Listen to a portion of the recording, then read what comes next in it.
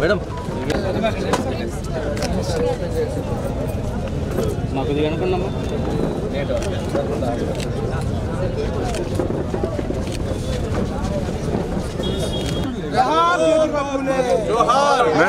దండ పట్టుకోండి మేడం గారు కొద్దిగా మేడం గారు మేడం గారు ప్లీజ్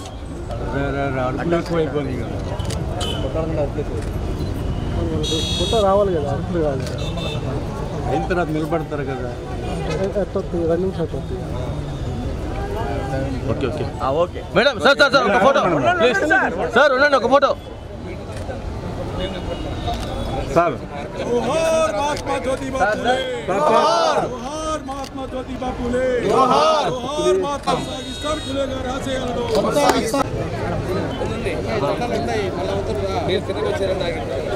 ఈ దేశంలో సామాజిక సంస్కరణలకి ఆద్యులు సంఘ సంస్కర్త ఒక రచయిత ఒక జర్నలిస్టు ఈ రకంగా జీవితంలో అనేక కోణాలను ఆవిష్కరించి ఇవాళ భరత జాతి గుర్తించుకునే విధంగా తన జీవితకాలం కృషి చేసిన మహాత్మా జ్యోతిబా పూలే గారి జయంతి సందర్భంగా వారి స్మృతికి ఘనమైన నివాళులు అర్పిస్తున్నాను. శ్రీ విద్య అనేది సమాజానికి ఎంత అవసరమో, సమాజం అభివృద్ధి సాధించాలంటే శ్రీ విద్య అనేది చాలా అవసరమని 19వ శతాబ్దంలోనే మహాత్మా జ్యోతిబా పూలే గారు గుర్తించారు.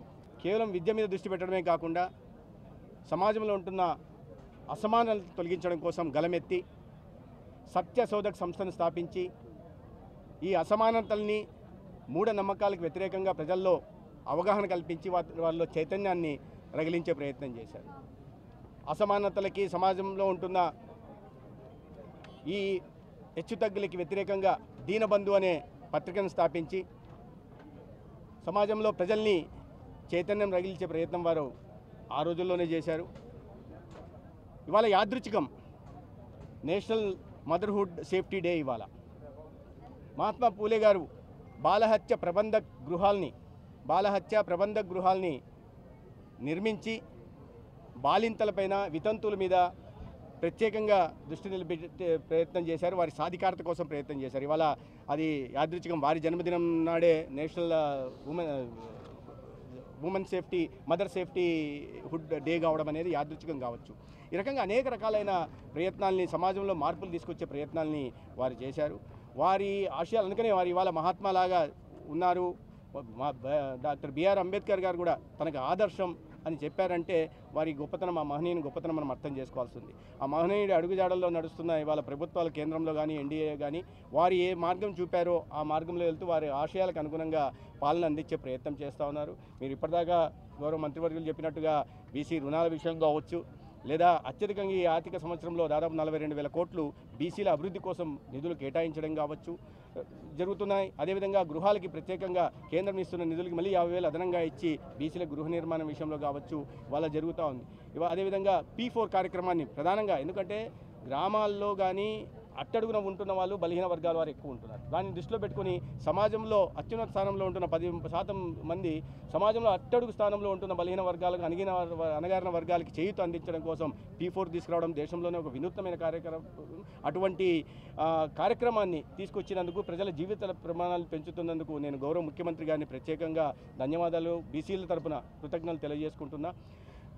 అదేవిధంగా కేంద్రంలో కూడా ఒక అణగారిన వర్గాలకి అవకాశం, సాధికారత కోసం జ్యోతిబా పూలే గారు ప్రయత్నిస్తే దాన్ని అందిపుచ్చుకొని ఒక బీసీ సమాజానికి సంబంధించిన వ్యక్తి వాళ్ళ నాయకుడు దేశానికి వరుసగా 3వసారి ప్రధానమంత్రిగా ఉన్నారు.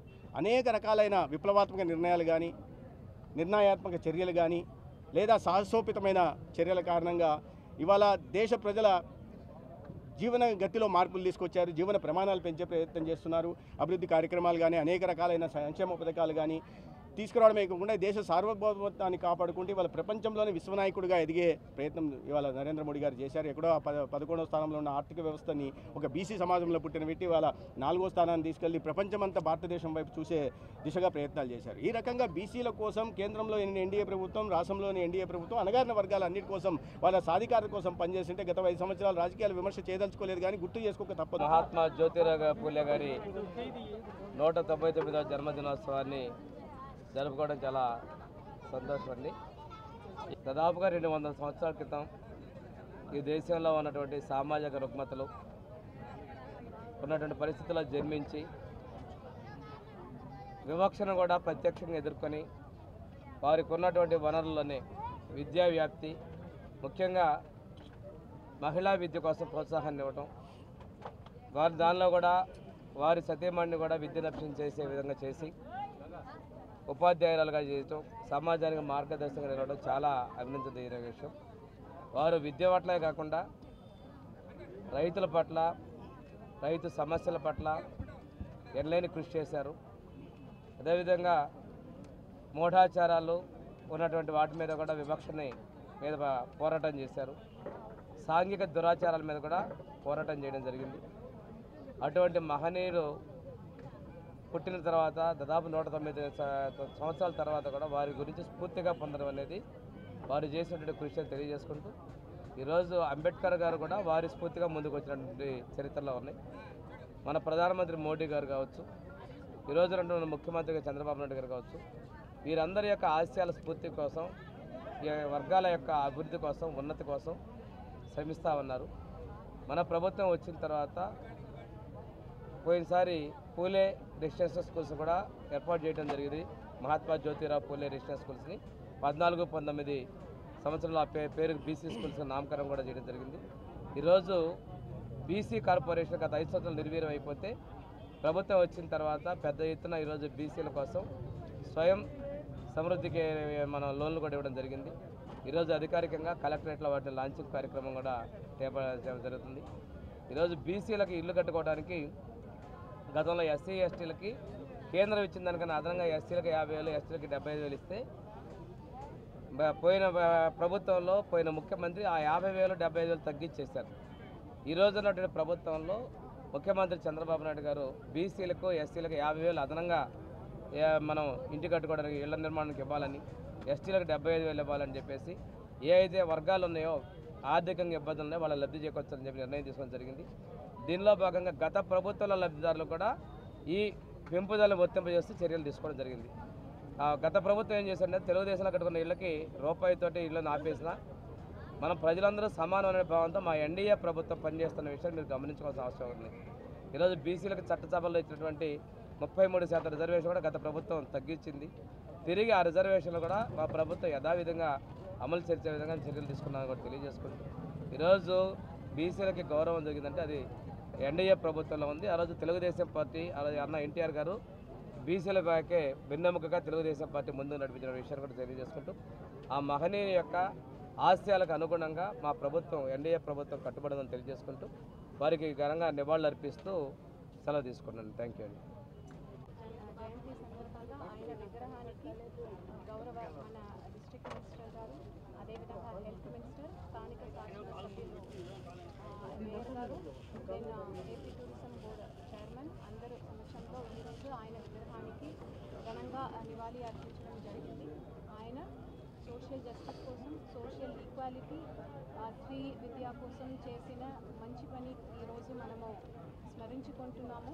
ఆయన జీవితాన్ని మనం ప్రతి ఒక్కరు కూడా స్ఫూర్తిగా తీసుకుంటూ ఆయన ఆశయాల్ని ముందుకు తీసుకువెళ్ళాలని మనస్ఫూర్తిగా కోరుతున్నాను. ధన్యవాదాలు. పూలే ఈరోజు భారతదేశంలో ఉన్నటువంటి అన్నగారిన వర్గాలు, మహిళలు, వివిధ కులాలు అందుకున్నటువంటి గౌరవం కానీ, మర్యాద కానీ, ఆత్మగౌరవం కానీ ఆ మహానుభావుడు అందించినటువంటి కృషి వల్లనే మీకు తెలియజేస్తున్నాను.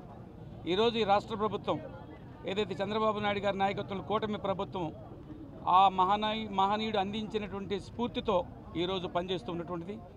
పూలే గారు కావచ్చు, లేకపోతే మన బిఆర్ అంబేద్కర్ గారు, వారు ఏదైతే ఈ సమాజం కోసం పరితపించారో, ఏ ఆలోచనల కోసం అయితే పనిచేశారో, ఏ ఆలోచనతో ఈ సమాజాన్ని ముందుకు తీసుకెళ్ళాలనుకున్నారో ఆ ఆలోచనలతో నాటి ఎన్టీ రామారావు గారి దగ్గర నుంచి నేటి చంద్రబాబు నాయుడు గారి వరకు ఈ కూటమి ప్రభుత్వం బడుగు బలహీన వర్గాల ప్రజల కోసం పనిచేస్తుంది.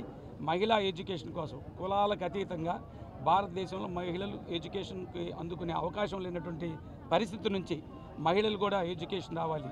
శూద్ర వర్ణాలకు ఎడ్యుకేషన్ లేదు, శూద్రులు ఎవరైనా కానీ వాళ్ళు ఎడ్యుకేషన్ ఉండాలని కృషి చేసి భారత సమాజానికి ఒక ఔన్నత్యమైనటువంటి అవకాశాన్ని కల్పించి భారత సమాజంలో నుండి అణగారిన వర్గాలని, పేద వర్గాలని, మహిళల కోసం కృషి చేసినటువంటి పూలే గారికి నివాళులర్పిస్తూ బడుగు బలహీన వర్గాల ప్రజలందరూ కూడా పూలే స్ఫూర్తిగా తీసుకుని ఏదో మొక్కుబడిగా కాకుండా వారు ప్రవచించినటువంటి ఆలోచనలు, సిద్ధాంతాలని, వారు ఏర్పరిచిన గమ్యాన్ని అందుకొని ఆ విధంగా ఆత్మగౌరవంతో ప్రతి బలహీన వర్గాల సోదరులు, దళిత సోదరులు ముందుకెళ్ళడానికి సమాజంలో తమకంటూ ఒక అత్యుత్తమైన గౌరవాన్ని ఆపాదించుకున్న గౌరవం పొందే విధంగా పనిచేయాలని కోరుకుంటూ ముగిస్తున్నాను. థ్యాంక్ యూ అనండి.